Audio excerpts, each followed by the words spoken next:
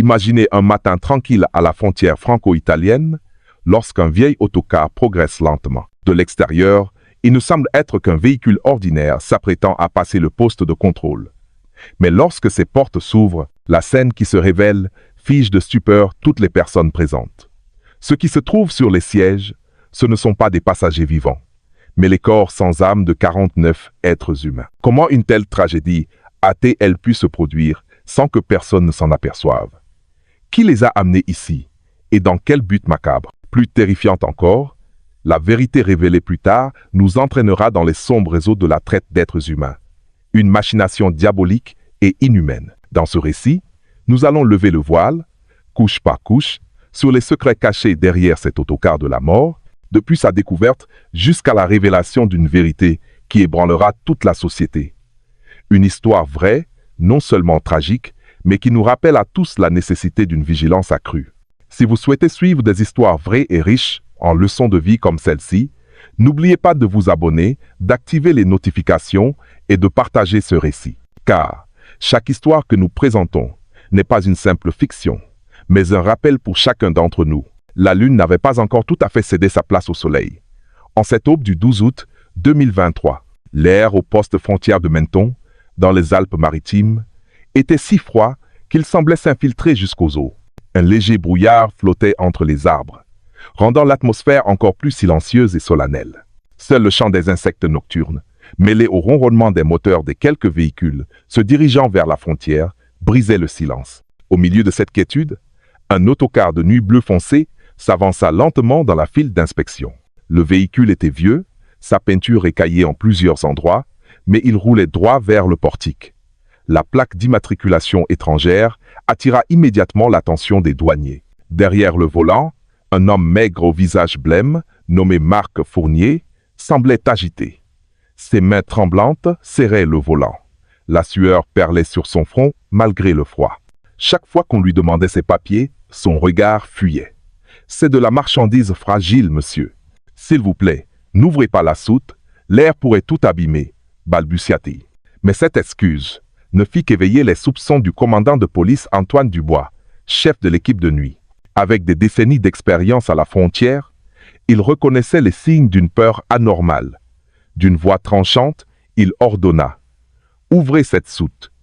Immédiatement, Marc Fournier baissa la tête, ses mains tremblant encore plus fort. Mais il n'avait pas le choix. 2 gendarmes s'empressèrent de tirer le lourd levier métallique pour ouvrir la porte de la soute. Lorsque celle-ci se souleva, un air glacial mêlé à une odeur métallique de sang s'en échappa aussitôt. Au début, tous pensèrent à une odeur de poisson ou de viande avariée. Mais lorsque le faisceau d'une lampe torche éclaira l'intérieur, une vision que personne n'aurait jamais pu imaginer apparut. Dans cet espace confiné, des dizaines de corps humains gisaient, rigides, entassés les uns sur les autres. Leurs visages étaient cireux. Certains avaient les yeux encore grands ouverts. Leurs corps étaient figés dans des positions recroquevillées, silencieux, comme s'ils avaient tenté de respirer dans ce froid mordant avant de finalement succomber. Un gendarme porta la main à sa bouche pour réprimer une nausée. Un autre resta figé, tremblant. Personne ne parlait. Seules des respirations saccadées se faisaient entendre. En quelques secondes, le poste frontière de Menton était devenu le théâtre d'une tragédie qui glaça le cœur de tous les témoins. « Mon Dieu !» murmura un agent, à peine audible. 49 vies gisaient là, sans nom, sans voix, comme de simples chiffres. Mais pour ceux qui les voyaient, ce n'étaient pas des chiffres. C'étaient des fils, des frères, des amis, ou peu, être les parents de quelqu'un, attendant des nouvelles quelque part.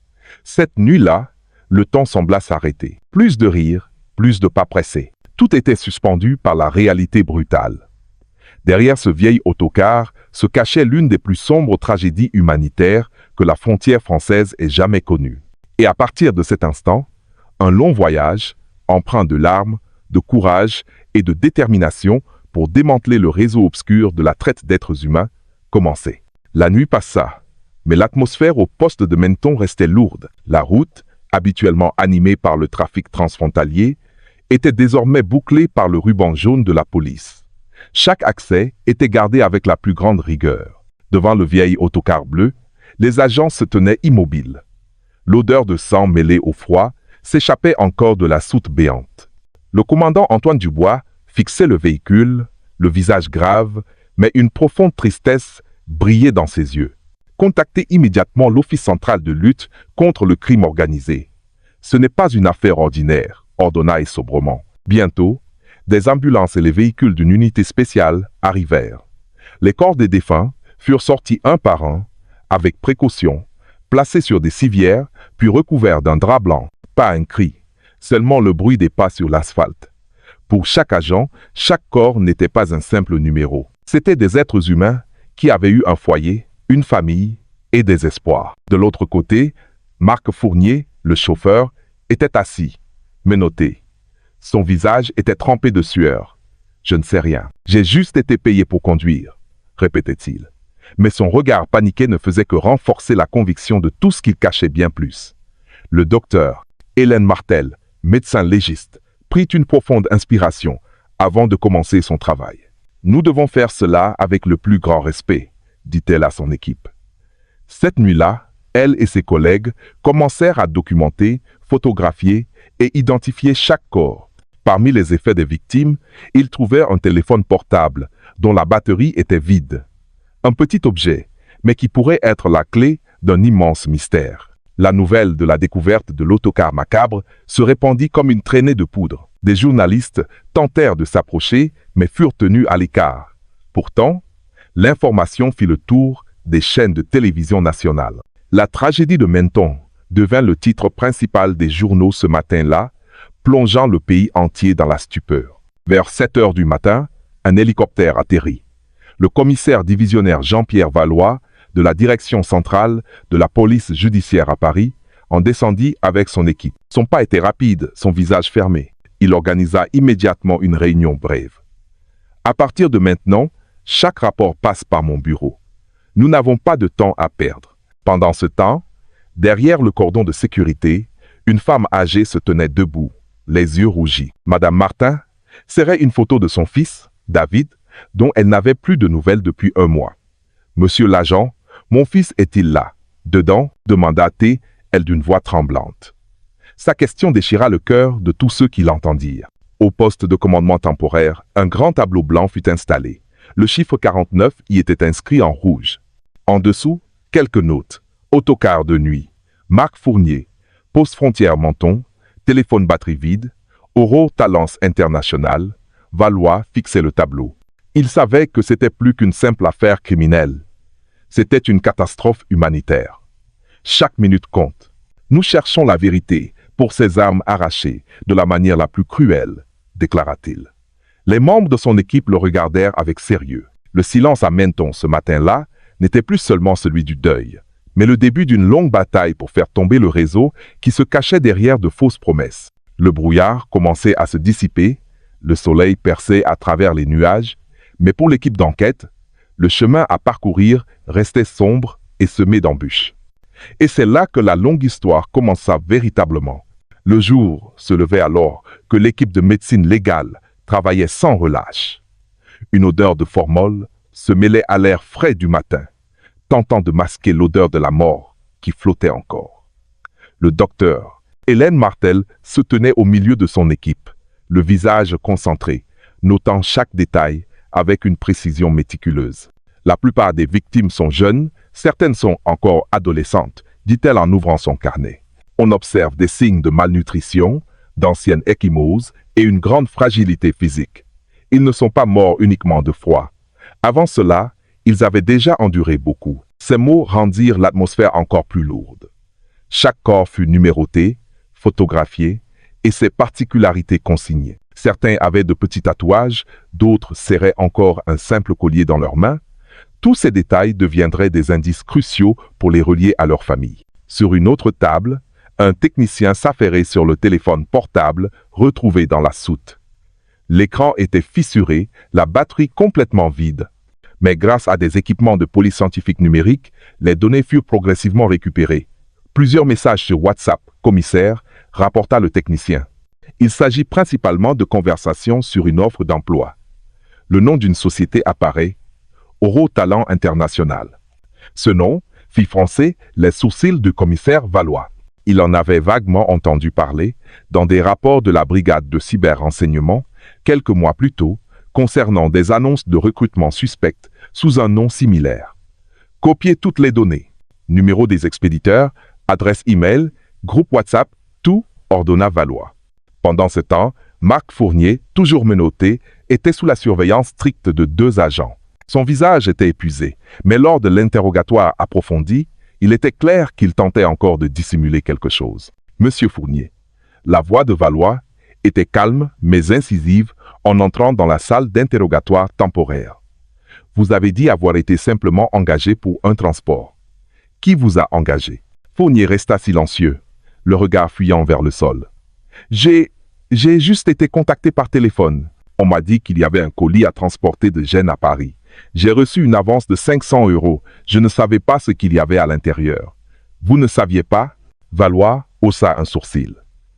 Il fit glisser une photographie devant Fournier, l'image des dizaines de corps empilés dans la soute. Vous allez me dire que vous n'avez jamais senti l'odeur de la mort juste derrière vous? Fournier se figea. Sa respiration devint lourde, ses mains menottées se mirent à trembler. La sueur froide coulait à nouveau. Si vous ne dites pas la vérité, vous porterez l'entière responsabilité, poursuivit Valois. Mais si vous parlez, il y a peut être une chance d'alléger votre peine. Après un long silence, Fournier finit par craquer. J'ai eu des doutes. De l'autre côté de la frontière, à Vintimille, 2 hommes ont chargé le camion. Ils ont dit que c'était des caisses de nourriture congelées, mais j'ai vu que les formes étaient étranges. Ils m'ont ordonné de ne pas poser de questions. Qui étaient ces 2 hommes? Connaissez-vous leur nom? Demanda vivement Valois. Fournier secoua la tête. Non. Mais l'un d'eux a laissé échapper le nom Aurore. Je pensais que c'était le nom de la société de transport. Ils m'ont dit qu'en cas de problème, je devais appeler le numéro d'une certaine Madame Corinne. C'est tout ce que je sais. Le nom Madame Corinne fut inscrit en grosses lettres sur le tableau d'enquête. Désormais, 2 pistes se rejoignaient. Aurore Talent International et cette femme nommée Corinne. À l'extérieur, la nouvelle s'était propagée. La tragédie de l'autocar de Menton faisait la une de presque tous les médias. Les images télévisées montraient l'hélicoptère de la police, les ambulances alignées et le long cordon de sécurité. La France était sous le choc. Pendant ce temps, le docteur Martel découvrit quelque chose qui renforçait encore l'hypothèse de la traite d'êtres humains. Dans la poche de la veste d'une jeune victime se trouvait un vieux dépliant. Il montrait une scène de concert avec un grand titre. Aurore Talent International recrute chanteurs et danseurs. Salaire élevé, contrat à l'étranger. Martel serra fermement le papier et le tendit à Valois. Ce n'était pas un accident. Ils ont été attirés par de fausses promesses, murmura-t-elle. Valois fixa longuement le dépliant. Il savait que cette affaire ne se limitait pas à 49 corps à Menton. Un vaste réseau se cachait derrière. Un réseau qui aspirait les rêves des jeunes pour les jeter dans un abîme de souffrance. Au poste de commandement, l'équipe d'enquête travaillait sans relâche. Les données du téléphone, le dépliant et le témoignage de Fournier commençaient à former un puzzle. Le nom Aurore Talents International était au centre de toutes les attentions. Qui étaient-ils? Où se trouvait leur bureau? Et quel était leur lien avec Madame Corinne? Derrière le cordon, Madame Martin se tenait toujours là, le visage empreint de mince espoir. Elle continuait de regarder chaque sac mortuaire qui était sorti. « David, si tu es là, au moins je pourrais te ramener à la maison » chuchota-t-elle doucement. Cette image rendit le cœur des agents encore plus lourd. Ils savaient que cette affaire ne pouvait pas s'arrêter au chiffre 49. Ils devaient retrouver les cerveaux derrière Aurore Talents International et empêcher qu'une telle tragédie ne se reproduise. Le soleil était maintenant haut dans le ciel. Mais l'ombre de la tragédie couvrait toujours Menton. Et c'est là que le premier pas de la traque du réseau de l'ombre avait commencé, à partir d'un téléphone sans batterie et d'un nom évasif. Aurore. Au poste de commandement temporaire de Menton, le tableau blanc était couvert d'écritures et de flèches. Au centre, le nom Aurore Talent International était entouré d'un grand cercle rouge. En dessous, une liste. Téléphone de la victime. Dépliant d'audition, nom vague, Madame Corinne. Tous savaient que c'était la clé pour dénouer cette tragédie. Le commissaire Jean-Pierre Valois se tenait devant son équipe. Sa voix était tranchante, mais empreinte de gravité. Si cette entreprise existe vraiment, La retrouver officiellement ne sera pas difficile. Mais si c'est une simple façade, elle doit avoir laissé des traces en ligne. Aucune activité numérique ne disparaît complètement. L'unité de cybercriminalité se mit au travail. Plusieurs ordinateurs portables s'allumèrent, les écrans remplis de codes et de cartes numériques. Le lieutenant Lucas Bernard tapa rapidement sur son clavier, dirigeant l'analyse. Les résultats de la recherche montrèrent un site web d'Aurore à l'allure luxueuse, un compte Facebook rempli d'annonces de recrutement et un compte Instagram exhibant des photos de jeunes gens confiants avec des promesses de salaire élevés à l'étranger. À première vue, tout semblait crédible. Mais avec un œil aiguisé, Bernard repéra des anomalies. Une photo de scène de concert provenait en réalité d'un événement à Paris, sur laquelle le logo d'Aurore avait simplement été superposé. Une vidéo promotionnelle était clairement un montage amateur. Aurore Talents International n'a jamais existé, conclut Bernard. C'est juste un appât. Valois hocha la tête et ordonna à l'équipe de creuser plus profondément pour savoir qui avait mis en ligne tout ce contenu. Il ne fallut pas longtemps pour que le traçage des adresses IP révèle quelque chose de surprenant. Bien que le serveur fût hébergé à l'étranger, l'activité de mise en ligne des annonces provenait de France. 2 points principaux. Un cybercafé dans le centre de Lyon et une résidence étudiante dans le quartier de la Belle de Mai à Marseille. Tous les regards se tournèrent vers l'écran de la carte où 2 points rouges clignotaient. La conclusion était claire. Le gang n'opérait pas seulement depuis l'étranger. Ils avaient des bases en France et recrutaient leurs victimes ici même. De plus, les données du téléphone de la victime révélèrent un groupe WhatsApp nommé Famille Aurore. Le dernier message dans le groupe était « Demain, nouveau départ. Contactez Madame Corinne ». Ce nom réapparut, renforçant les soupçons.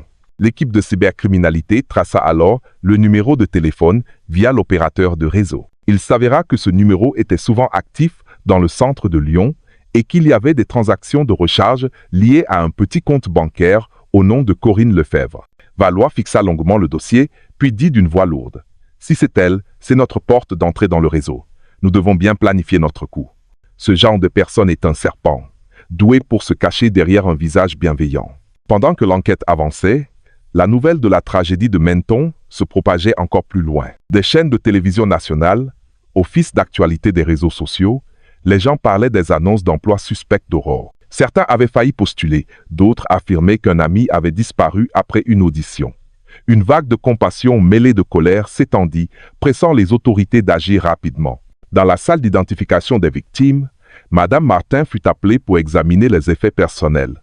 Ses mains tremblaient en reconnaissant un petit portefeuille contenant une photo de famille. Ses larmes coulèrent, ses sanglots à peine audibles. « C'est David, mon fils. » La pièce devint silencieuse, la douleur d'une mère en deuil palpable. Valois s'approcha, baissa la tête et promit d'une voix basse, mais ferme de traquer les responsables de cette tragédie jusqu'au bout.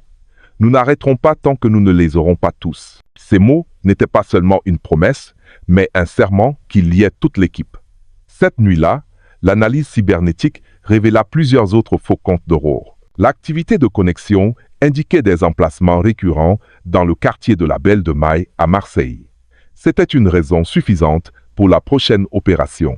Valois décida que Lyon et Marseille devaient être les cibles principales et immédiates. Et une femme nommée Corinne Lefebvre ne devait pas s'en sortir. Menton retrouva son calme cette nuit-là. Mais derrière ce silence, la machine de l'enquête s'était mise en marche. À partir d'un téléphone portable éteint et de quelques données numériques, un vaste réseau qui dépouillait les jeunes de leurs rêves pour les jeter vers la mort commençait à être démasqué. L'ombre nommée Aurore Talents International commençait à révéler son vrai visage. Et tous les indices menaient à un seul nom, Corinne Lefebvre. Ce soir-là, à Lyon, le ciel était d'un orange cuivré, alors qu'une jeune femme était assise dans un café ordinaire de la presqu'île. Ses cheveux étaient attachés à la hâte, ses vêtements simples, et son attitude timide la faisait ressembler à une jeune provinciale venant pour la première fois en ville. Elle était le lieutenant Amélie Renaud, une jeune policière en mission d'infiltration des plus dangereuses sous le nom de Chloé. Malgré un entraînement rigoureux, elle sentait son cœur battre la chamade. Elle savait qu'à la moindre erreur, sa vie pourrait être en jeu. Quelques jours plus tôt, L'équipe d'enquête avait trouvé un numéro de téléphone encore actif, souvent utilisé pour recruter des victimes. Ce numéro était lié à un homme nommé Stéphane, soupçonné d'être le bras droit de Corinne Lefebvre.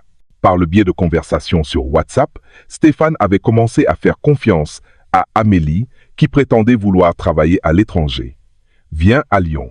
N'oublie pas une photocopie de ta carte d'identité, on s'occupe de tout, avait-il écrit. Le café semblait normal, mais aux alentours, une équipe en civil était déployée.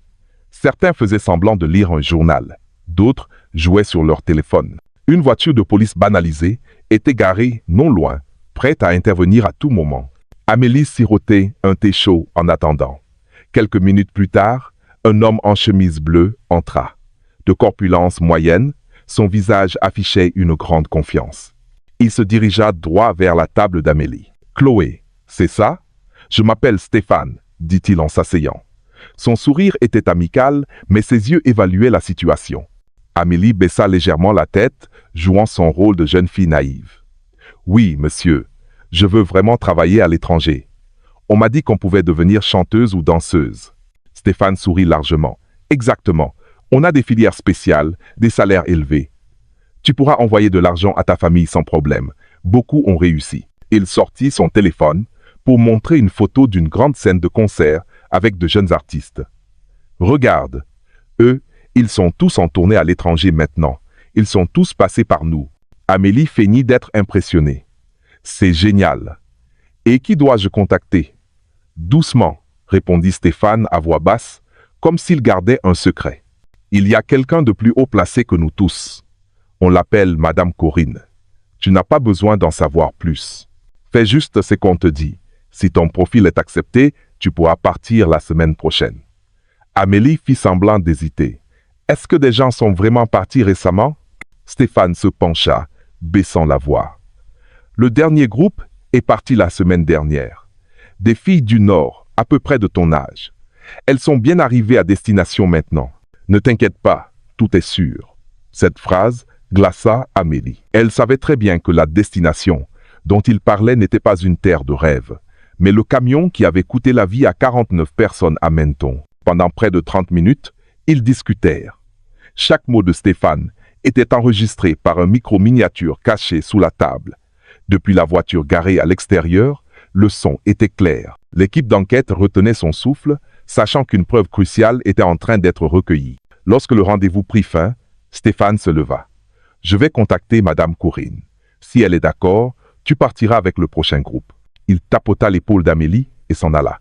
Stéphane se faufila dans les ruelles pour retourner à son appartement. Il jeta un regard méfiant derrière lui, comme s'il sentait qu'on le suivait. Il accéléra le pas.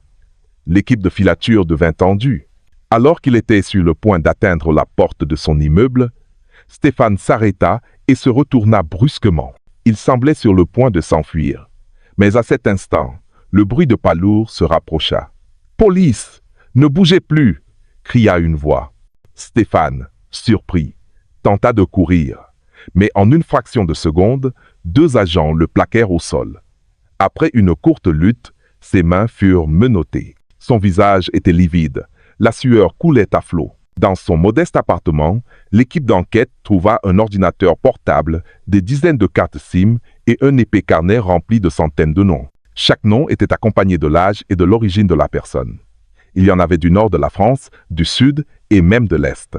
Fait glaçant, de nombreux noms correspondaient aux 49 victimes de l'autocar de la mort. La nouvelle fut immédiatement transmise au poste de commandement. Valois fixa longuement la liste, la mâchoire serrée. « Ce ne sont plus des suppositions. Ce sont des preuves, dit-il d'une voix dure. » Dans la salle d'interrogatoire, Stéphane tentait encore de nier. « Je ne suis qu'un intermédiaire, je ne sais rien. » Mais lorsqu'on lui présenta le carnet de noms, l'enregistrement de sa conversation avec Amélie et les données numériques de son ordinateur, son visage devint de plus en plus pâle. Finalement, d'une voix tremblante, il prononça un nom. Corinne. Corinne Lefebvre. Valois ferma le dossier et le regarda froidement. « À partir de maintenant, chacun de nos pas mènera à elle. » Cette nuit-là, l'équipe savait que la traque venait d'entrer dans sa phase la plus dangereuse. La nuit tombait doucement sur Lyon. Les lampadaires jaunes illuminaient une modeste maison de location dans une ruelle. De l'extérieur, rien ne semblait anormal, mais à l'intérieur, Une femme d'une quarantaine d'années fixait l'écran de son téléphone, le visage impassible. Elle s'appelait Corinne Lefebvre, celle que de nombreux jeunes voyaient comme une bienfaitrice, mais que la police considérait non pas comme une bonne samaritaine, mais comme le maillon d'un réseau de la mort. Depuis l'arrestation de Stéphane, les traces des transactions bancaires et les numéros de téléphone menaient tous à elle. L'équipe agit donc rapidement. Cette nuit-là, des agents en civil se déployèrent autour de la maison. Depuis le poste de commandement, le commissaire Valois suivait la situation, le visage tendu. Il savait que cette opération devait réussir. À l'intérieur, Corinne était au téléphone. Sa voix était pleine d'assurance. La semaine prochaine, il y a un nouveau départ. Préparez les papiers. Les frais de dossier, vous me les donnerez plus tard. Tout est en ordre. Ces mots sortaient avec une déconcertante facilité, comme si elle était une simple femme d'affaires gérant des affaires courantes. Mais cette tranquillité fut brisée par un coup sec à la porte d'entrée. Corinne sursauta, le regard paniqué. Elle attrapa un petit sac sur la table et se précipita vers la porte arrière pour s'échapper. Mais avant qu'elle ne puisse l'ouvrir, deux ombres apparurent de l'extérieur, lui barrant le passage. La porte d'entrée fut enfoncée. « Police! Ne bougez pas !» En quelques secondes, Corinne fut encerclée. Elle tenta de crier, mais des menottes en acier se refermèrent sur ses poignets. Sur la table, la police trouva une pile de passeports, des formulaires de candidature et des enveloppes contenant de l'argent liquide. La modeste maison de location venait d'être démasquée comme un centre de recrutement. Corinne fut emmenée au poste de commandement. Dans la salle d'interrogatoire, elle tentait encore de se cacher derrière son rôle. « J'aide juste les gens à trouver du travail. Il n'y a rien d'illégal. » Valois la fixa d'un regard perçant, puis posa la liste trouvée chez Stéphane sur la table. « Voici une liste de centaines de jeunes que vous avez envoyés. 49 d'entre eux sont morts dans d'atroces souffrances à Menton. Vous osez encore dire qu'il n'y a rien d'illégal ?» Corinne essaya de soutenir son regard, mais la sueur commença à perler sur son visage. « Je ne faisais que recevoir les informations. Celui qui gérait tout, ce n'était pas moi. »« Qui ?» Pressa Valois. Corinne resta silencieuse quelques secondes avant de murmurer. « Pascal, c'est Pascal qui s'occupe du terrain. » Valois se pencha en avant. « Et qui est au-dessus de Pascal ?» Corinne se mordit la lèvre, puis soupira longuement. « Nous l'appelons le patron. Son vrai nom est Julien Moreau. Ce n'est pas un homme ordinaire. Il a des gens à lui au port, à la gare, et même à la frontière. Quand il donne un ordre, tout bouge. Personne n'ose le défier. » La salle d'interrogatoire devint soudain silencieuse. Enfin, le nom était sorti. Julien Moreau, le grand patron qui se cachait dans l'ombre. Valois n'était pas satisfait. Qu'est-ce qui fait que les gens ont si peur de lui? Le visage de Corinne devint cireux. Il est impitoyable. J'ai entendu dire qu'une fois, quelqu'un a essayé de s'enfuir. C'est Pascal qui l'a battu, mais c'est Moreau qui a donné l'ordre. Cette personne n'est jamais revenue. Nous savons tous que lui résister, c'est comme se jeter dans la gueule du loup. Cette déposition fut enregistrée en détail. Cette nuit-là, l'équipe perquisitionna l'ordinateur portable de Corinne et y trouva des dizaines d'emails remplis d'instructions codées, ainsi que des photos de jeunes visages souriants pris à leur insu pour être vendus. Les médias s'emparèrent rapidement de la nouvelle de l'arrestation de Corinne. De nombreux habitants du quartier furent choqués, car ils la connaissaient comme une commerçante sympathique sur le petit marché local. Personne n'aurait imaginé son rôle sinistre. Au poste de commandement, Valois n'écrivit pas de plan sur le tableau cette nuit-là. Il préféra contempler la table couverte des photos des victimes. Les visages blêmes de Menton, les vieux portefeuilles trouvés dans les poches, des photos de familles brisées, tout le fixait, réclamant justice. Il serra les poings, les yeux brillants. Nous avons Stéphane et Corinne. Les prochains sont Pascal et Moreau. Pas de retraite possible. Nous devons aller jusqu'au bout. Une pluie fine commença à tomber sur Menton, mais à l'intérieur du poste de commandement, le moral de l'équipe était plus ardent que jamais. Ils savaient que la traque venait d'ouvrir la porte vers le côté le plus sombre. Julien Moreau n'était pas seulement un cerveau, il était l'ombre qui transformait les êtres humains en marchandises. Et cette nuit-là, le serment dans le cœur de chaque enquêteur était le même.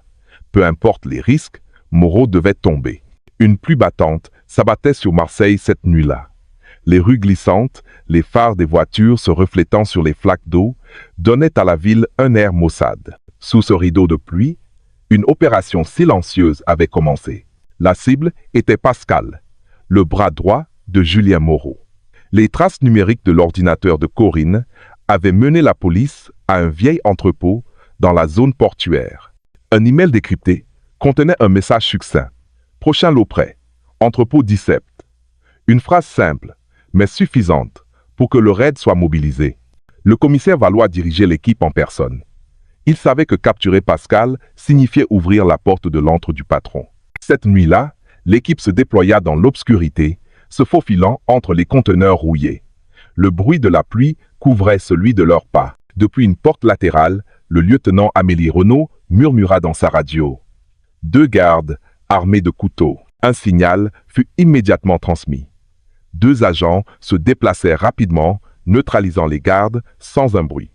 L'entrée était maintenant libre. Dès que la porte en acier fut poussée, une odeur de moisi mêlée à une odeur âcre frappa leurs narines. Les lampes torches furent allumées, et la scène à l'intérieur figea tout le monde. Des dizaines de jeunes gens étaient recroquevillés sur le sol froid, leurs mains liées par des cordes rêches. Certains portaient encore des uniformes d'école avec de petits écussons. Leur corps était couvert d'échymoses. Leur visage était blême. Certains sanglotaient, d'autres fixaient le vide. Un adolescent aux joues creuses murmura d'une voix faible « Monsieur, aidez-nous ». Valois s'agenouilla, lui tapotant doucement l'épaule. « Vous êtes en sécurité maintenant. Nous sommes la police. Vous allez rentrer chez vous. » Ces mots firent éclater en sanglots de soulagement certaines victimes. Soudain, des bruits de pas lourds résonnèrent depuis un escalier métallique au fond de l'entrepôt. Un homme grand en veste de cuir descendit lentement, un dossier et une lampe torche à la main. C'était Pascal. Il s'arrêta net en voyant l'entrepôt rempli de policiers. Ses yeux se plissèrent de colère. « Comment osez-vous entrer ici ?» dit-il froidement, sa main se dirigeant vers le pistolet à sa ceinture. Valois s'avança, abaissant sa propre arme pour ne pas créer de panique. « Pascal, votre chemin s'arrête ici. Rendez-vous. » Pascal ricana. « Ha! Vous ne savez pas à qui vous avez affaire. Julien Moreau est bien plus grand que vous ne le pensez. » Puis il leva son pistolet et tira en direction d'un mur en tôle. Le coup de feu résonna, des éclats de métal volèrent. Les victimes hurlèrent, tremblant de peur. La police se mit rapidement à couvert, visant Pascal. « Posez votre arme !» cria Valois. La situation était tendue, le bruit de la pluie à l'extérieur se mêlant à l'écho des tirs dans l'entrepôt. Finalement, un tir de sommation de la police toucha une rampe en fer près des pieds de Pascal, le faisant sursauter. Dans la confusion, un agent du raid le toucha précisément à l'épaule. L'arme tomba de sa main. Pascal s'effondra à genoux, le visage tordu de douleur. Quelques secondes plus tard, il était menotté, haletant, le sang tachant sa manche. « Vous croyez que vous avez gagné ?» dit-il en suffoquant. « Moreau a des gens à lui au port, à la gare et même dans votre propre système. » Valois ignora la provocation. Il se pencha vers Pascal. « Tous les grands hommes finissent par tomber. Ce soir, c'est votre tour. » Dehors, les victimes étaient libérées. Certaines se précipitèrent pour embrasser leurs amis. D'autres restaient immobiles, n'arrivant pas à croire qu'elles étaient encore en vie. La pluie battante s'abattait sur leurs visages. Mais leurs larmes se mêlant à la pluie, créèrent une image qui resta gravée dans le cœur de tous les agents. Au poste de commandement, l'interrogatoire de Pascal dura jusqu'à l'aube. Il fut d'abord récalcitrant, mais face aux preuves accablantes, il finit par avouer. Moreau change souvent d'endroit, mais parfois, il va sur la côte d'Azur. Il a une vieille villa près de la plage, à Saint-Tropez. De là, il gère toutes les routes maritimes. L'information était stupéfiante. La villa de Saint-Tropez devenait le prochain indice. Valois resta seul après la fin de l'interrogatoire. Il ne regarda ni la carte, ni le tableau rempli de notes. Cette fois, il regarda simplement par la fenêtre du poste de commandement. La pluie avait cessé, ne laissant que des gouttelettes sur la vitre. Dans le reflet, il vit son propre visage, fatigué mais empli de détermination. « Saint-Tropez » murmura-t-il doucement. « C'est là que tout se terminera. » L'aube se leva sur la côte d'Azur. Les vagues se brisaient sur les rochers, l'air salin piquait le nez. Sur une falaise, une vieille villa se dressait, imposante. Les murs étaient délavés, mais la structure restait solide. De l'extérieur, elle ressemblait à une maison de vacances. Mais les services de renseignement avaient signalé des activités suspectes. Des voitures entrant et sortant au milieu de la nuit, de la musique forte pour couvrir des cris, et des lumières qui ne s'éteignaient jamais. Le commissaire Valois rassembla son équipe.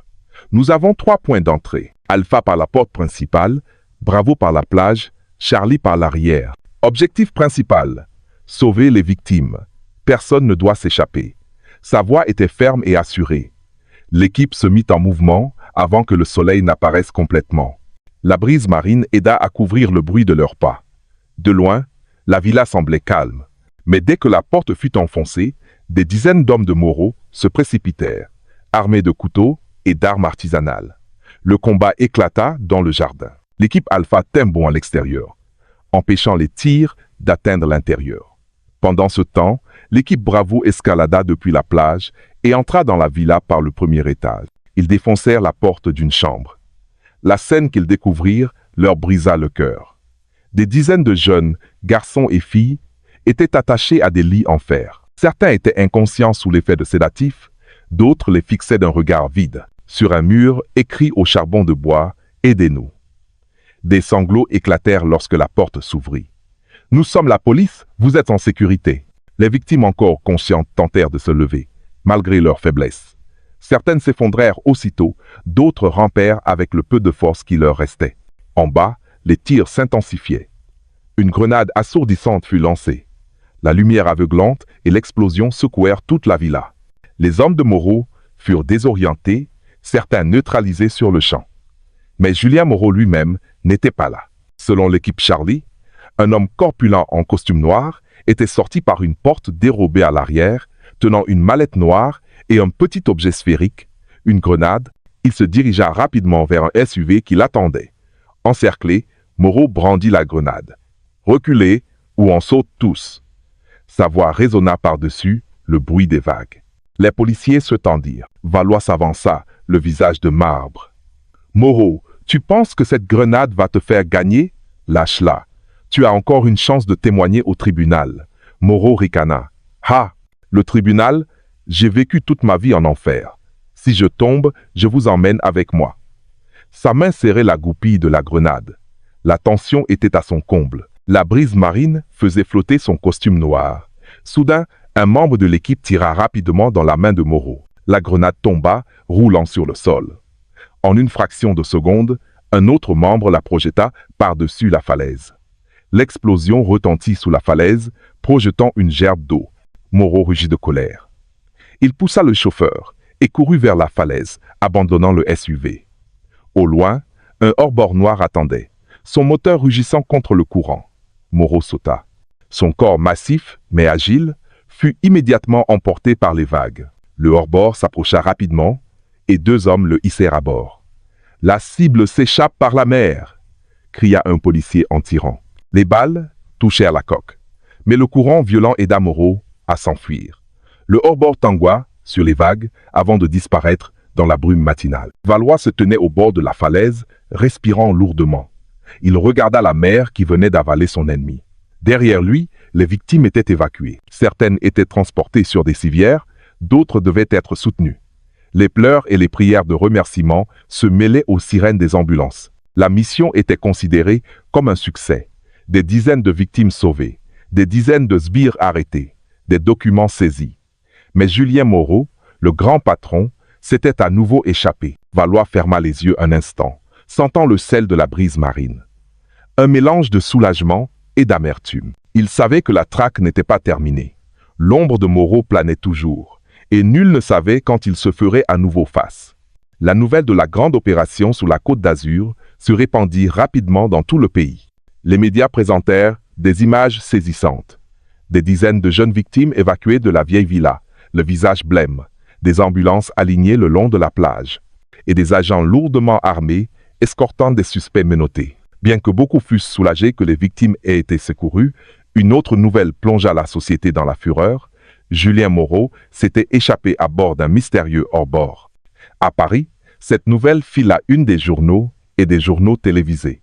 Les talk-shows du soir débattirent des affaires de Menton et de Saint-Tropez. Certains louèrent le travail acharné de la police, mais d'autres étaient en colère que le cerveau soit toujours en liberté.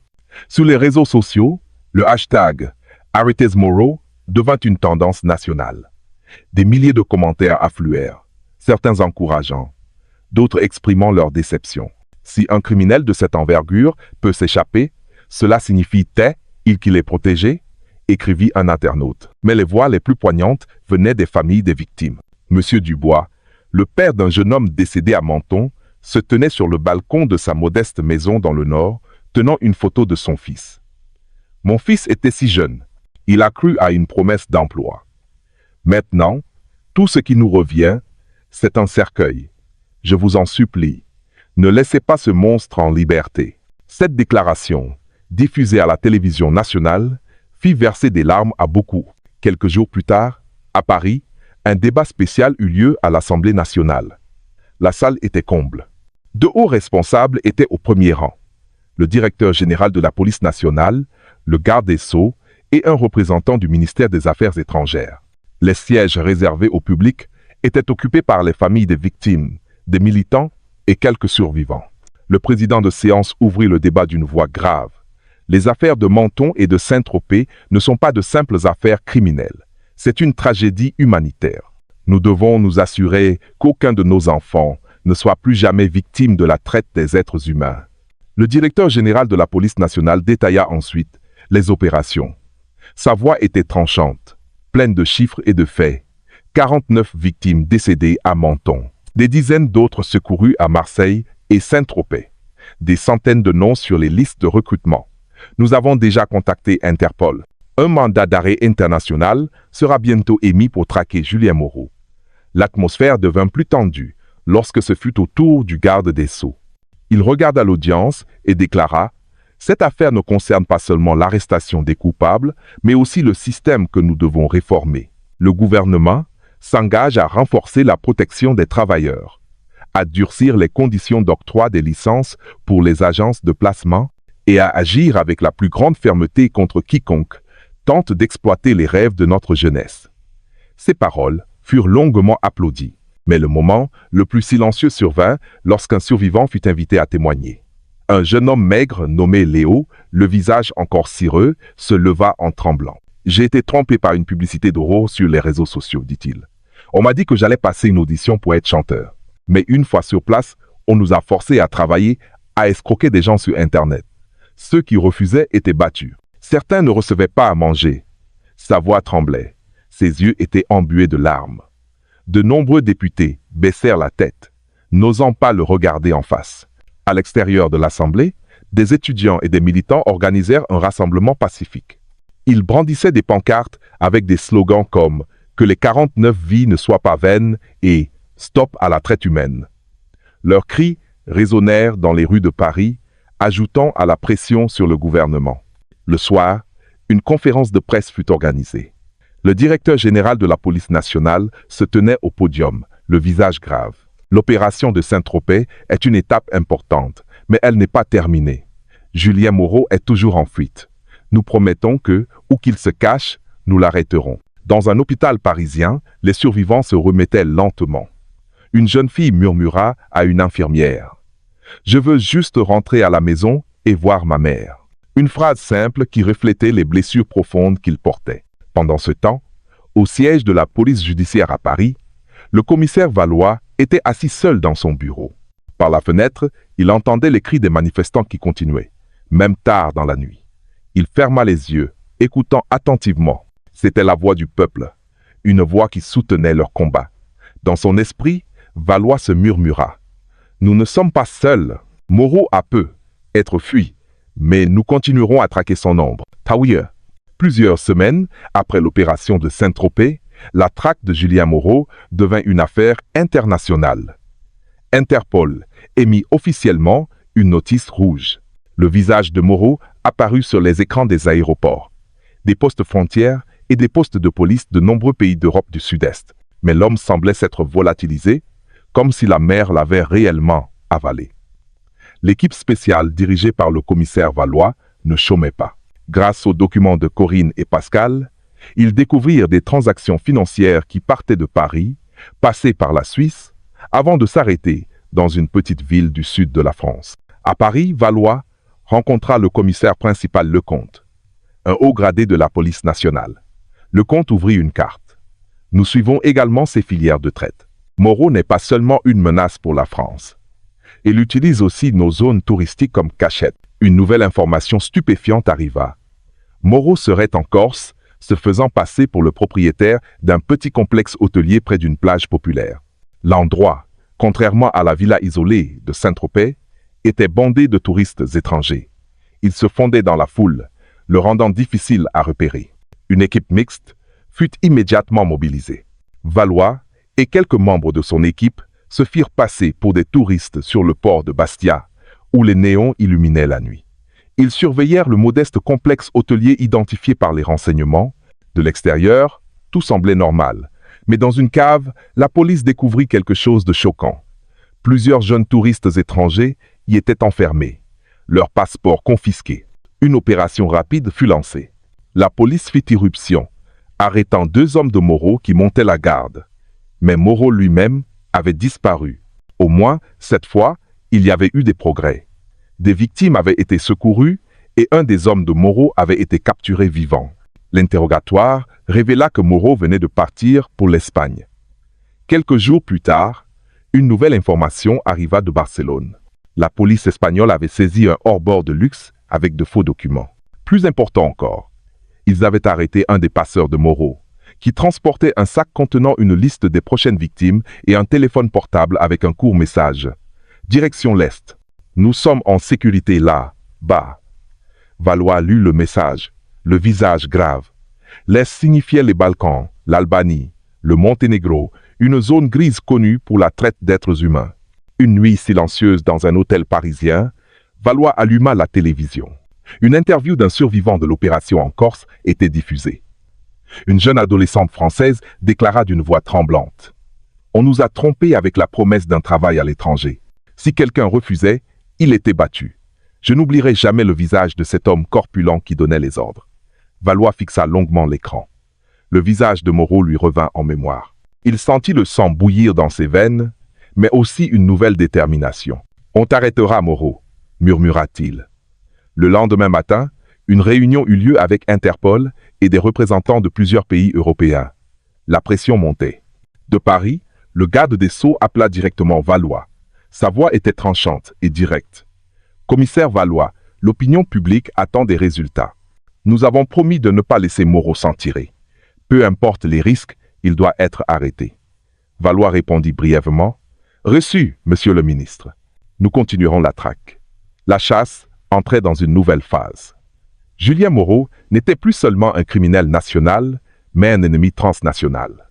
Et tout le monde savait que plus ils iraient loin, plus les enjeux seraient élevés. Le ciel du soir à Tirana, en Albanie, était d'un gris maussade. Une légère fumée provenant des véhicules masquait le soleil.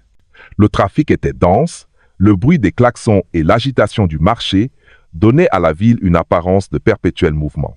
Mais derrière ce chaos, une équipe mixte franco-albanaise se déplaçait discrètement. Leur cible était claire. Julien Moreau.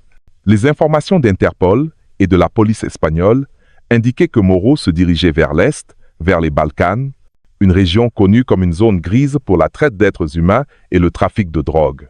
Moreau était censé se cacher dans un ensemble de maisons en bois au bord d'une rivière. Le commissaire Valois participa à une réunion de synthèse à Tirana avec le major Leka, un officier albanais.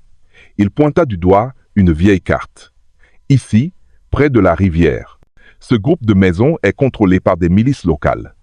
Les villageois ont peur de parler, mais nos informateurs sont certains que Moreau était là la semaine dernière.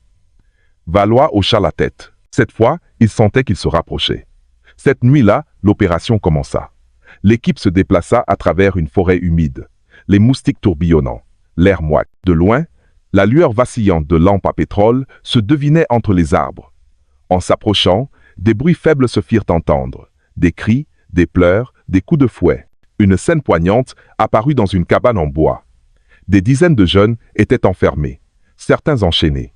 Mais plus choquant encore, certains étaient forcés de s'asseoir devant de vieux ordinateurs, leurs doigts tapant des messages frauduleux, en ligne sous la surveillance de gardes. D'autres étaient contraints de travailler dans de petits champs près de la rivière, leur corps émacié, leurs vêtements en lambeaux. Sur un mur de bambou, des inscriptions en plusieurs langues. « Nous voulons rentrer à la maison ».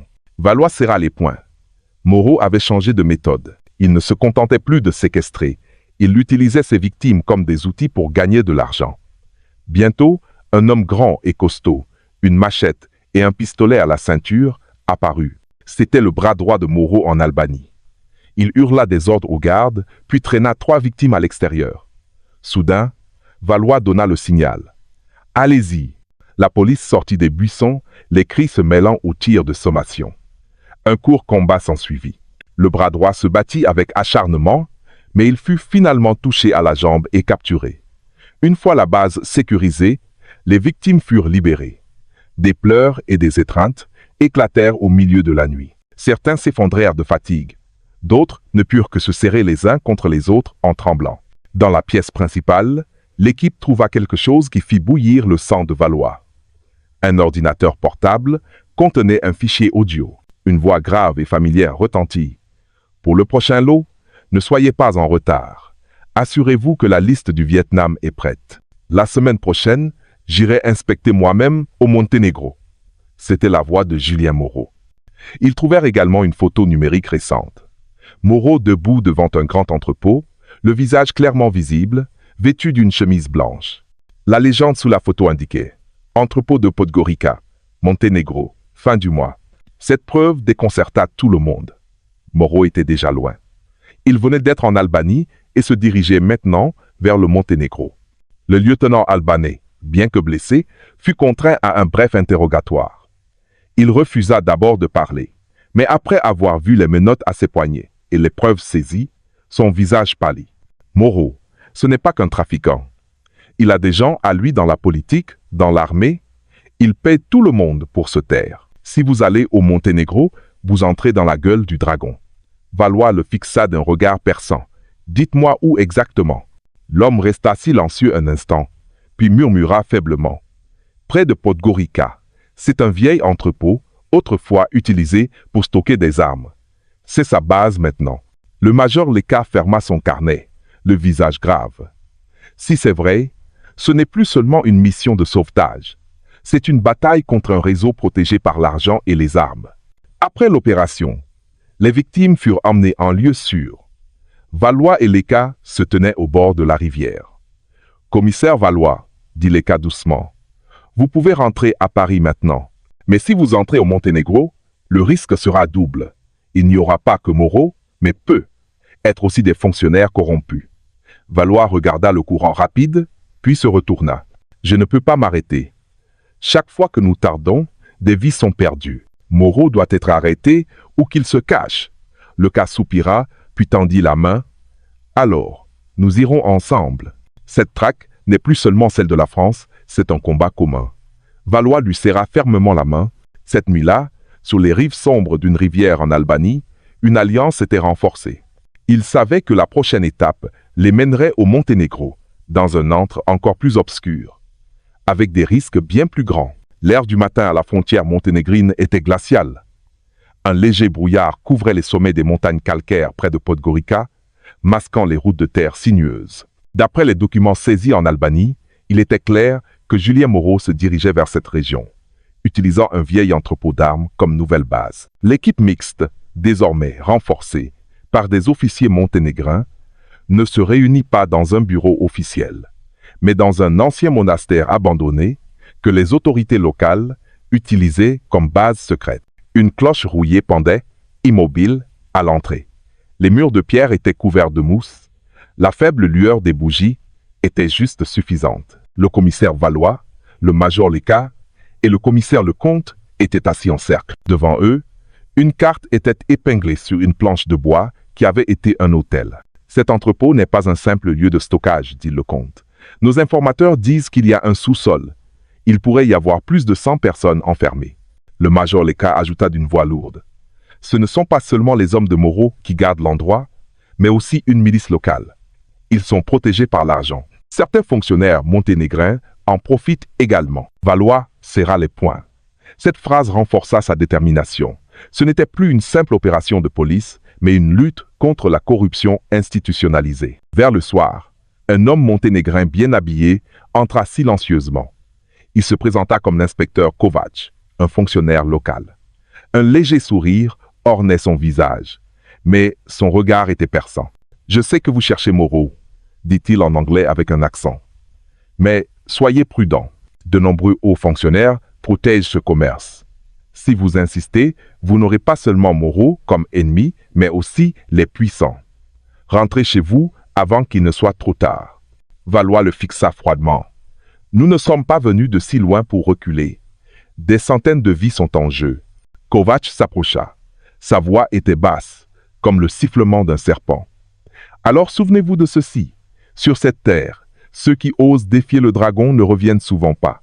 N'espérez pas vous en sortir vivant. » Puis il tourna le dos et quitta le monastère, laissant derrière lui une atmosphère si lourde que tout le monde retint son souffle. Cette nuit-là, un rapport d'un informateur local arriva. Un villageois qui avait osé parler dit avoir vu Moreau en personne entrer dans l'entrepôt la veille, accompagné d'une voiture noire. Cet indice fit battre le cœur de Valois. « On se rapproche », murmura-t-il. Dans l'attente de commandement, Valois n'était pas assis tranquillement comme d'habitude. Il alluma une petite lampe et écrivit un rapport sur papier, la main légèrement tremblante, à ses supérieurs à Paris. « Si ceci est mon dernier rapport, sachez que nous avons choisi de nous battre, car trop de vies dépendent de cette mission. Quel que soit le résultat, ne laissez pas Moreau s'en tirer. » Il posa son stylo, prenant une profonde inspiration. Dehors, le brouillard s'épaississait, masquant les lumières lointaines. Le lendemain matin, il lancerait l'assaut. Valois sortit un instant, rejoignant Léka dans la cour du monastère. Léka regarda le rideau de brouillard. « Vous avez encore le choix, commissaire. Si demain nous échouons, ce ne seront peut-être pas seulement les victimes, mais nous tous qui disparaîtrons. » Valois hocha lentement la tête. « Je sais, mais le pire choix serait de les laisser mourir sans que nous ayons essayé. » Léka resta silencieux, puis tendit la main. « Alors, nous irons ensemble. » Leurs mains se serrèrent fermement sous la lueur des bougies du monastère. Cette nuit-là, en terre étrangère, leur détermination s'était renforcée. L'aube les mènerait à l'entrepôt de Podgorica, à un antre qui pourrait être la fin ou le début d'une vérité encore plus grande. Le brouillard épais couvrait toujours Podgorica lorsque l'aube révéla les montagnes calcaires. Le vieil entrepôt se dressait, menaçant. Une clôture de barbelés rouillés entourait une grande cour, avec des tours de guet en bois aux angles. Des projecteurs balayaient la zone, le bruit des aboiements de chiens résonnant dans l'air froid. L'équipe mixte franco-albano-monténégrine était en position. Le commissaire Valois appuya sur le bouton de sa radio. « Souvenez-vous, l'objectif principal est de sauver les victimes. Capturer Moreau vivant, si possible. » Les forces de l'écart rampèrent depuis l'Est à travers une bambouserie. L'unité française se déplaça depuis l'Ouest pour couper toute retraite. Les officiers monténégrins loyaux attendaient en arrière. Valois mena l'équipe d'assaut, fixant la porte en acier de l'entrepôt d'un regard perçant. Un signal fut donné. La porte fut enfoncée dans un bruit assourdissant. Des coups de feu éclatèrent immédiatement. Le combat fit rage, les balles ricochant sur les murs, les vitres se brisant. La fumée de la poudre envahit la pièce. Dès que la fumée se dissipa, une scène poignante apparut. Des dizaines de victimes étaient enfermées. Certaines, émaciées, étaient enchaînées. D'autres étaient forcées de s'asseoir devant de vieux ordinateurs. Plus choquant encore, dans une pièce, des victimes étaient contraintes de chanter et de danser devant une caméra, sous la direction de gardes. Une vieille bannière en tissu portait l'inscription « Audition internationale Aurore ». Il était clair qu'elles étaient préparées pour être vendues à de fausses agences de divertissement. « Évacuez-les !» cria Valois. L'équipe médicale entra, coupant les chaînes avec des scies à métaux, transportant les corps affaiblis sur des civières. Les pleurs résonnèrent. Certaines victimes rampèrent avec leurs dernières forces, d'autres s'effondrèrent, inconscientes. Dans le hall principal, Valois vit enfin la personne qu'il traquait depuis si longtemps. Julien Moreau se tenait calmement, vêtu d'une chemise blanche, un fusil d'assaut à la main. 4 gardes du corps se tenaient derrière lui. « Bienvenue, commissaire », dit-il avec un sourire glacial. Valois leva son arme. « Moreau, votre jeu est terminé. Les victimes sont libres, Vos hommes sont tombés. Rendez-vous. Moreau ricana. Me rendre? Regardez-les, commissaire. La moitié d'entre eux étaient déjà brisés avant votre arrivée. Vous pensez que votre arrivée quelques minutes plus tôt aurait changé leur destin? Vous arrivez toujours trop tard. C'est la différence entre nous. J'ai créé ce monde. Vous ne faites que courir après. Ces paroles touchèrent Valois au cœur. La colère bouillonnait en lui. Un bref combat éclata. 2 des gardes du corps de Moreau tombèrent. Un se rendit, un autre s'enfuit. Moreau se cacha derrière un pilier, tirant à l'aveuglette. Valois rampa, puis tira. L'arme de Moreau tomba de sa main, touchée par un tir précis. Moreau s'effondra, le visage en sueur, mais son sourire glacial ne disparut pas. Vous avez gagné ici, mais pas à l'extérieur. Soudain, le bruit de jeeps militaires retentit de l'extérieur. Un groupe d'officiers locaux monténégrins fit irruption, dirigé par l'inspecteur Kovač, le visage renfrogné. Leurs armes étaient levées, leurs regards menaçants. « Libérez cet homme !» aboya-t-il. « Monsieur Moreau est un invité officiel. Si vous le détenez, cette opération sera considérée comme une violation de notre souveraineté. » La pièce devint silencieuse. Valois pointa à nouveau son arme sur Moreau. « C'est un criminel transnational. Vous protégez un monstre. » Kovač avança d'un pas, le doigt sur la détente. « Baissez vos armes, ou vous ne sortirez pas d'ici vivant. » La tension était à son comble. Les armes des 2 camps se faisaient face. Ces quelques secondes semblèrent une éternité. Léka se précipita entre eux, levant les mains. « Arrêtez! Si nous nous tirons dessus, les victimes que nous venons de sauver seront en danger. » Le comte ajouta, tirant légèrement sur l'épaule de Valois. La radio de Valois crépita. La voix du directeur général à Paris retentit, tranchante mais lourde. Valois, ne risquez pas un incident diplomatique. La sécurité des victimes et de l'équipe est la priorité. Moreau doit être arrêté, mais cette fois, nous ne pouvons pas l'affronter directement. Valois serra les poings, la mâchoire contractée. Il regarda longuement Moreau, retenant à peine son geste. Les menottes qui allaient presque se refermer furent retirées. Moreau se releva lentement, malgré sa main ensanglantée, et se dirigea vers Kovač. Il se retourna pour regarder Valois avec un léger sourire au coin des lèvres. « Vous êtes doué, Valois, mais j'ai encore une scène plus grande à jouer. » Il partit sous bonne escorte. Les jeeps militaires l'emmenèrent, ne laissant qu'une pièce remplie de victimes et de policiers abasourdis.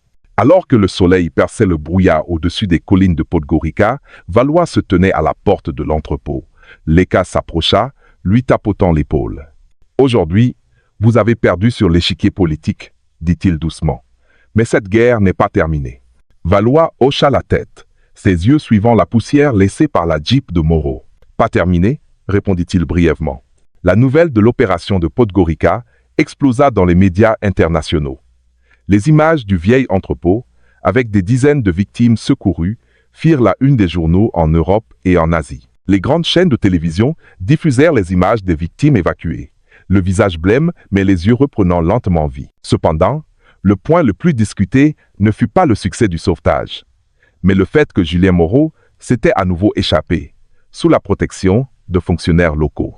L'éditorial d'un grand journal britannique titrait « La loi peut-elle être vaincue par la politique ?» L'affaire Julien Moreau apporte la réponse. Un média japonais alla jusqu'à nommer directement la France, la police française, des héros ou des violateurs de frontières. À Paris, le gouvernement contacta d'urgence l'Union européenne pour une réunion de crise. Le ministre des Affaires étrangères tenta d'expliquer que cette opération conjointe avait été menée pour des raisons humanitaires, non pour une ingérence. Mais la délégation monténégrine resta froide, refusant d'admettre l'implication de ses fonctionnaires. Au milieu de ce tumulte politique, un moment poignant toucha le public. Mira, l'une des survivantes rapatriées en France, donna une interview à la télévision nationale. D'une voix tremblante, elle déclara « J'ai vu de mes propres yeux à quel point ils étaient cruels. Si la police recule à cause de la politique, cela signifie que nos vies n'ont aucune valeur. S'il vous plaît, ne laissez pas Moreau s'en tirer. » Ces mots firent taire et pleurer de nombreuses personnes chez elle. Au poste de commandement temporaire au Monténégro, le commissaire Valois était assis dans une pièce sombre, éclairée uniquement par l'écran de son ordinateur portable. Il lisait les nouvelles internationales. Un article montrait sa photo à Menton avec un titre provocateur. Antoine Dubois, héros sauveur de vie ou flic tête brûlée. Valois fixa l'écran longuement, l'estomac noué. Le monde le jugeait. Peut être comme un sauveur, peut être comme un hors-la-loi. Son téléphone satellite sonna. La voix du directeur général retentit de l'autre bout, ferme mais tranchante. Valois, écoutez bien. Nous ne sommes pas seulement confrontés à Moreau, mais aussi à la réputation de la France aux yeux du monde. Un seul faux pas, et nous serons qualifiés d'agresseurs. Mais si nous nous arrêtons, nous serons considérés comme faibles. Vous devez trouver un équilibre. Valois répondit doucement. Monsieur, si nous restons inactifs, Moreau se moquera de nous. Les prochaines victimes attendent déjà. Je ne peux pas m'arrêter. Le directeur général resta silencieux un instant, puis dit « Bien, mais n'oubliez pas que le monde vous regarde. Ne leur donnez aucune raison de vous accuser d'être un hors-la-loi. Prouvez que nous sommes du côté de l'humanité. » Après la fin de l'appel, le silence s'installa. Le cas le brisa. « Valois, quelle est votre prochaine étape ?» Valois ferma son ordinateur portable et regarda une carte de Podgorica étalée sur la table. Les renseignements disent que Moreau participera à une réunion secrète déguisée en forum pour l'emploi. C'est notre chance. Le comte ajouta, « Si c'est vrai, cela signifie que nous devrons entrer au cœur du pouvoir politique monténégrin. Le risque ne sera pas seulement les armes, mais aussi la diplomatie. » Valois prit une profonde inspiration. « Si c'est le prix à payer pour arrêter Moreau, je suis prêt. » Léka le regarda longuement, puis hocha la tête. « Alors, nous irons ensemble. Le monde attend le résultat. » Dehors, le brouillard nocturne engloutissait le vieux monastère qui leur servait de base. Dans l'esprit de Valois, une seule phrase résonnait. Cette traque n'est pas terminée. Et l'enjeu, maintenant, est plus grand que la vie. Podgorica, la capitale du Monténégro. Cette nuit-là, la ville était illuminée par les lumières des rues. Les bâtiments de style austro-hongrois se mêlaient aux édifices modernes. Les rues étaient animées mais paisibles. Loin des regards, dans un hôtel de luxe, au bord de la rivière Moracha, une réunion secrète se tenait derrière des portes closes. Des fonctionnaires et des hommes d'affaires discutaient de coopération en matière de main-d'œuvre internationale. Mais les renseignements rapportaient que dans cette salle se trouvait la personne traquée depuis des mois, Julien Moreau. Le commissaire Valois, accompagné de Léka et Lecomte, s'était infiltré en se faisant passer pour du personnel logistique, avec de fausses cartes d'identité. Le cœur de Valois battait la chamade. Il savait que c'était sa dernière chance. Par l'entrebâillement d'une porte, il vit Moreau, debout, discutant avec des fonctionnaires étrangers. Ce sourire glacial était le même que celui qu'il arborait en s'échappant de l'entrepôt. Moreau leva son verre comme si le monde entier était entre ses mains. Valois serra son pistolet, mais sa propre voix résonna dans sa tête. Ne leur donnez aucune raison de vous accuser d'être un hors-la-loi. Le monde vous regarde. Les paroles du directeur général étaient encore claires dans sa mémoire. Alors, Valois ne tira pas. Il attendit le bon moment. Lorsque la réunion se termina, Moreau sortit dans le couloir silencieux de l'hôtel. C'était l'occasion. Julien Moreau. La voix de Valois fendit l'air. Moreau s'arrêta. Il se retourna lentement, un léger sourire aux lèvres. « Encore vous? Je dois admettre que vous êtes têtu. » Valois s'avança. « C'est la fin du chemin pour vous. Aucun contact, aucune politique ne vous aidera ce soir. » Moreau ricana doucement. « Vous êtes trop sûr de vous. Vous pensez qu'un seul pistolet peut vaincre le réseau que j'ai bâti? » Mais avant qu'il ne puisse faire un pas de plus, des deux côtés du couloir, des agents d'Interpol et des policiers monténégrins restés loyaux apparurent, le résultat de négociations diplomatiques menées en urgence cette nuit-là. Moreau se retrouva encerclé. Son visage pâlit pour la première fois. Valois le fixa d'un regard perçant. « Vous avez toujours dit que j'arrivais trop tard, mais cette fois, je suis arrivé juste à temps. » Moreau tenta de se débattre, mais plusieurs paires de bras puissants l'immobilisèrent avec des menottes. Le petit clic résonna dans le couloir silencieux de l'hôtel, qui venait d'être le témoin de la chute du parrain de la traite humaine. Lorsque Moreau fut escorté à l'extérieur, les caméras des médias internationaux attendaient devant l'hôtel. Les flashs crépitèrent. Le visage de Moreau, autrefois plein d'assurance, était maintenant baissé. Le monde avait vu que cette fois, ce n'était pas la politique qui avait gagné, mais la loi. Quelques semaines plus tard, Julien Moreau fut jugé en audience publique. Les témoignages des victimes furent diffusés, les preuves présentées. Le juge frappa de son marteau, prononçant une peine de réclusion à perpétuité. La salle d'audience était silencieuse. Seuls les sanglots de soulagement des familles des victimes se firent entendre. À Paris, Valois se tenait devant les caméras de télévision nationale. Il ne fit pas un long discours, juste une phrase courte. Aucune promesse de travail facile à l'étranger ne vaut le prix d'une vie humaine. Souvenez-vous des 49 vies perdues à Menton. Ne laissons pas notre confiance être achetée par des rêves vides. Cette phrase résonna dans toute la France. Et cette nuit-là, lorsque Valois rentra chez lui, il s'assit sur son balcon, regardant le ciel. Le vent de la nuit soufflait doucement. Dans son cœur, il savait que la traque de Moreau était terminée. Mais la lutte contre la traite des êtres humains, elle, ne finirait jamais. Chers amis, après avoir écouté cette longue histoire, nos cœurs sont probablement encore lourds. Les chiffres mentionnés, 49 vies perdues dans un autocar, des dizaines de jeunes trompés et envoyés à l'étranger, ne sont en réalité pas que des chiffres. Derrière eux, il y a des visages qui étaient autrefois pleins d'espoir. Des familles qui avaient placé de grands rêves en leurs enfants, des parents qui priaient chaque nuit pour que leurs enfants aient un avenir meilleur. Tout cela s'est effondré en un instant, à cause de la ruse d'hommes sans cœur. La question qui se pose est, pourquoi de telles tragédies continuent-elles de se produire, alors que nous entendons si souvent des avertissements à la télévision, dans les journaux ou même sur les réseaux sociaux? La réponse n'est pas simple. C'est en partie à cause de promesses si douces qu'elles en deviennent enivrantes, en partie à cause d'un manque d'information et en partie parce que nous faisons trop facilement confiance à des étrangers. Parents, frères et sœurs, surtout vous qui êtes pères et mères, la chose la plus importante que nous devons inculquer est qu'il n'y a pas de raccourci vers la richesse par simple persuasion. Si quelqu'un vient vous proposer un travail facile avec un salaire élevé, surtout à l'étranger, et que tout semble trop simple, c'est là que nous devons nous méfier. La vie ne nous offre jamais de résultats sans travail acharné. Tout ce qui semble trop beau pour être vrai cache souvent un danger. Nos aînés disaient souvent, après l'effort, le réconfort, ce qui signifie que le succès vient après la lutte. Il est donc étrange qu'une offre semble ne demander aucun effort, aucun risque, mais promet une richesse instantanée.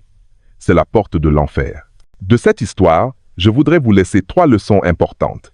Premièrement, soyez vigilants à l'ère numérique. Les escrocs ne frappent plus à nos portes. Ils se cachent derrière des annonces de recrutement en ligne, des comptes de réseaux sociaux ou des appels d'inconnus. Prévenez nos enfants que toute offre trop facile doit être vérifiée.